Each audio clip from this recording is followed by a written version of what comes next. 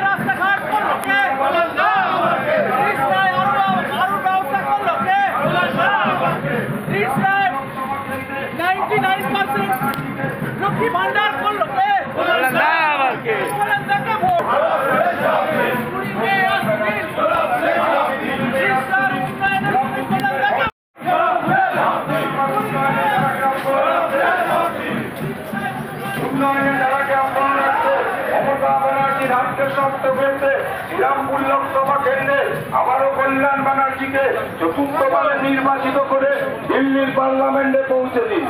সেই তো কল্যাণ ব্যানার্জি মাগো 2009 সালে যাকে আশীর্বাদ করেছিলেন, 2014 সালে যাকে আশীর্বাদ করেছিলেন, 2019 সালে যাকে আশীর্বাদ করেছিলেন, আর 2024 আপনার এলাকা দিয়ে গুটি গুটি পায়ে হেঁটে চলেছে মাগো। আসছে দিন শ্রীরামপুর লোকসভা কেন্দ্র থেকে আবারও কল্যাণ ব্যানার্জিকে চতুর্থবারে নির্বাচিত করে দুহাত ভরে আশীর্বাদ করুন কল্যাণ ব্যানার্জিকে। আপনি দরকার এই কেন্দ্রে 100 দিনের টাকা আটকে দেওয়ার সরকার আর নেই দরকার।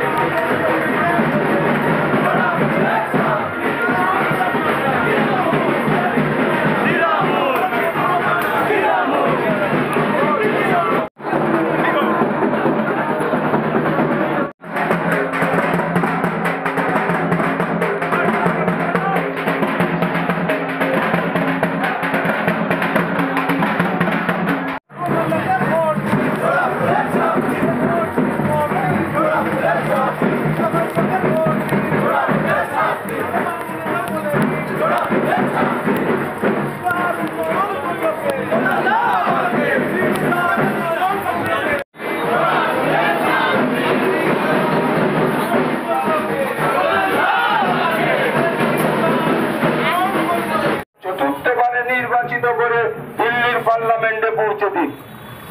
তাই উন্নয়নের উপকার, উন্নয়নের কান্ডারি শ্রীরামপুর লোকসভা কেন্দ্রের লালাপুর সাংসদ কল্যাণ ব্যানার্জি আপনাদের দুয়ারে আপনারা হাত ধরে আশীর্বাদ